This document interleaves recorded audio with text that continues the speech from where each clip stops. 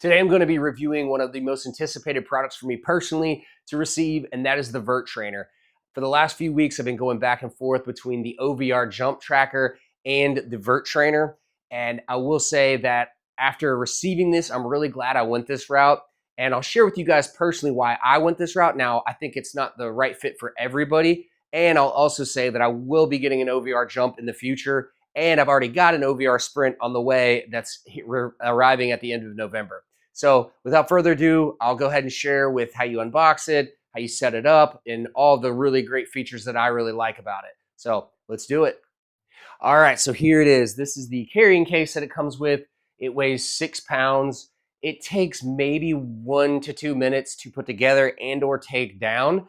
I've done both where I've taken it down and put it back in the case and put it in my gym, and I've actually left it and set it all the way at the shortest setting and put it kind of near my Peloton just so I don't have to keep taking it up and putting it back together. All that said, though, this carrying case, super light, 6 pounds. I could easily pop this in my car and go to the gym up the street and do it on and set it up on a basketball court if they'd let me. So it's really nice. It's super portable, and you could actually travel with it if you'd like. So now I'm going to unbox this thing and show you guys kind of how the parts come together, and I'll put it together inside here, and then we'll move it out there, and I'll show you some jump tests and stuff.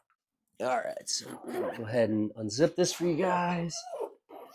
So it comes in here with this styrofoam to keep it packed in and nice and tight. And it comes in 5-6 components. And then I've got the hardware over here to the side because I didn't feel like putting it in to have to just take it out since I'm showing you guys how to set it up.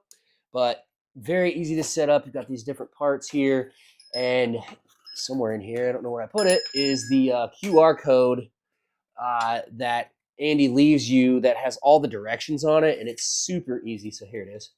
Right there, you scan this, and it takes you to the YouTube page. I watched 2 videos to kind of understand it. It was a total of 4 minutes and was able to put it together easily on my second try. And so the only thing I did, I put one component backwards, and that was it. But other than that, it is super easy to set up. One of the huge benefits of this product, let me move this out of the way, is you have no tools needed. So that is awesome. So I've got these little thumb screws here. We're going to put these in. So this is the first one. You put the wide base towards the back to help with stability. Second base here. So keep in mind with all of this whole setup, there are 4 screws that you have to adjust each time you either set it up or take it down. So it's pretty nice when it comes to that. And like I said, no tools required. All right, so you grab your next piece here. And this was the part that I messed up last time because I believe I had the logo facing the wrong direction, which he shows you in the video how to do that. So easy thing to fix. So you'll notice too, there's only total of 4 total pieces to this. So pretty awesome. Put this here. All right. And then the last piece is you're going to put your target here. And you'll notice too, when I switch camera views, I also put some weight plates on there. And that's just to weigh this down. Because it's so top heavy, especially when you extend the height, it's going to fall over if you don't have some weight. He suggests 10 pounds, which isn't much. You could do more if you wanted to, if you feel like you'd feel safer that way. I've done 10 pounds and not had any issues. And screw this on. And there you go. That you have it. It's set up. You notice here too, you do have to actually slide this up a little bit to slide this piece on, just so you have enough railing. But cool setup here. So let me show you guys too. So you'll notice there are markings on the lines here. So this shows you the height. So it works just like a ruler, which this was very simple, but I thought pretty genius. So what you would want to do first is you want to go all the way up.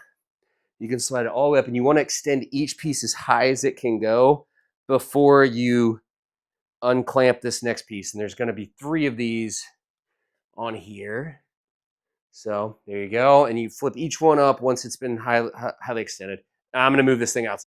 So you figure out you're standing vertical, and Andy has videos on all of this in the tutorial. So you max out the first one, And I know I'm 96 because I measured the other day. And remember, but it's a thing to point out here. And you can see this longest one corresponds with the number here. So 96, standing reach, I get that one. And then the cool thing is each of these go up half an inch all the way to the bell. So let me move that camera a little bit.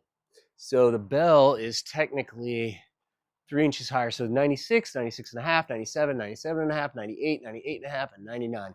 So easy to measure. That way you're not having to toggle it up and down. All right, so like I said, I maxed this one out. So now I'm going to get into the heights that I want to go for. So the other day I shot for 129. I'm not going to do that today because legs are a little sore post-workout. So let's just pick like 126. That's 10 and a half feet. So all I would do is, I know my standing reach was 96. This is 126. Easy math, 30 inches. So this is a 30-inch approach jump. And you could do a standing vertical. You could do a depth drop into a vertical. I was doing hurdle hops into this. There's a ton of different options. So here we go. Yeah. All right. Easy peasy. So hopefully that was helpful to see how to set it up and, help you figure out if this is something you may consider. Now, I did want to jump into why I picked this over the OVR Jump. I was really torn because I really like the OVR Jump. All their stuff looks really cool. Like I said, I have an OVR Sprint on order. And my big reasons why is I saw Joel Smith from Just Fly Sports messing around on his Instagram on this thing. And I was just like, this is awesome. Like the fact that you'd have an external stimulus to drive max intent is huge. It makes a big difference. I had an Exergo vertical leap tracker. Now, granted, it was 6 years old. The technology isn't near what they have currently and or what OVR is putting out. But it was tough. It didn't give me that like fun and exciting feeling. This genuinely makes me excited to come use this.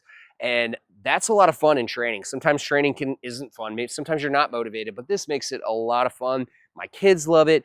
It's not on a cell phone, so I don't have to worry about managing an app and getting an email while I'm working. You know what I mean? Like it's just as I'm filming, but nonetheless, it's just I like it. It's raw, it's fun, and it drives that external stimulus. The last thing I'll say too is the OVR piece. You've got it's a $300. Both of these are about the same price point, but like my kids are messing around my gym all the time, so I've got a $300 like tracking device. It's just much easier to break. I could definitely see them like breaking that thing likely more than this.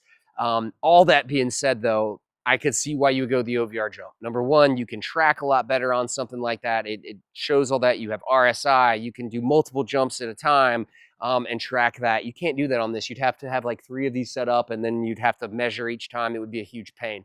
All that said, for me personally, where I'm at right now, I chose this for those specific reasons. Now, I can definitely see why an OVR Jump, and which is why I'm going to get one in the future, is also a good option.